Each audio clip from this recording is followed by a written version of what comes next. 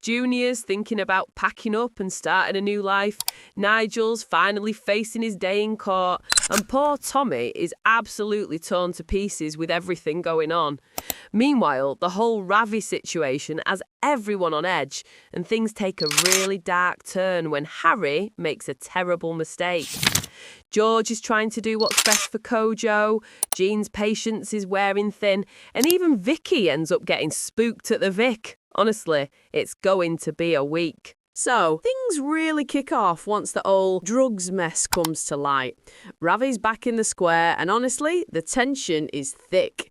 Jack's fuming, Harry's on edge, and Priya's convinced Ravi is spinning lies. Then Nicola jumps in trying to defend Harry, and suddenly, everyone's pointing fingers. Priya's desperate for the truth, asking George what really happened. Before he can even say anything, Kojo steps in and takes the blame, then runs off to hide in his flat. But he doesn't stay hidden for long because Oki shows up wanting answers. And from there, everything goes downhill fast. Priya ends up kicking Ravi out when the truth finally comes out. Meanwhile, Oki pressures Kojo to message Harry, who's already in a really bad place and planning to meet a dealer.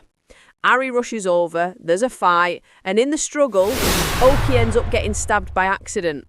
Kojo panics and runs to Teddy, Nicola finds out, and George is left trying to keep everyone together.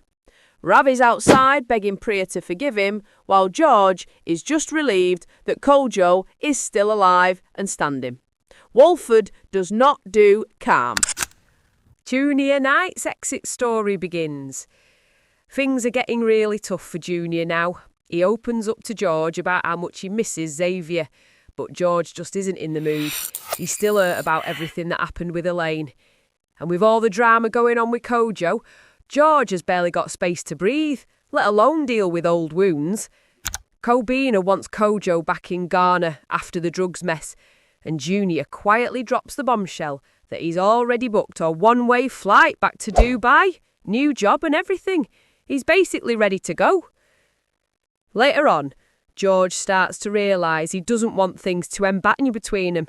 But just as the train to talk, Junior finds out that George has agreed to send Kojo away, and everything blows up again.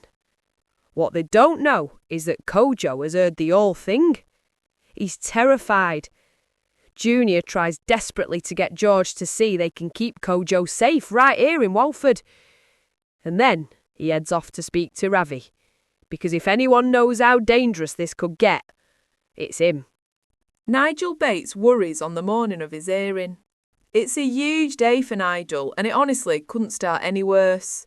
Julie realises she's accidentally sent his lucky tie to the dry cleaners, and Nigel takes it as a sign that everything's going to go wrong.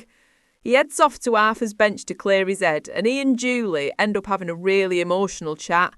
It's one of those moments where you can just feel how much they've been through. Vicki Fowler leaps to Tommy Moon's defence, but the truth soon outs. Tommy's still really struggling, and Denzel and Nugget just won't let up. They're furious about what happened with Joel and Vicki, and they're taking it out on him. But to everyone's surprise, Vicki actually steps in and stands up for Tommy. She can see how much she's hurting. But when Amy later tells her that Tommy was the one who hid Joel afterwards, Vicky's whole attitude changes. Kat steps in to support Tommy, trying to pull him through it. Later on, Kathy takes Vicky out for a drink to try and calm her down, but things take a turn when Vicky spots some bloke making a girl uncomfortable. It just hits too close to home, and she ends up rushing back home. That's where it all comes out. She just breaks down, completely overwhelmed by everything.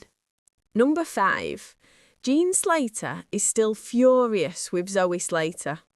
Kat tries to help Zoe feel a bit safer by getting some new security put in at the Vic, and Zoe finally manages to get back on Alfie's good side after sorting out the beer pumps, but Jean still ain't having any of it. She's fed up with how obsessed Zoe is over the missing kitten, and she's just not ready to forgive her yet. So Jean decides she needs a distraction and heads out with Elaine and Honey for a bit of fun. And of course, it's not long before the three of them are causing trouble and end up back at the pub.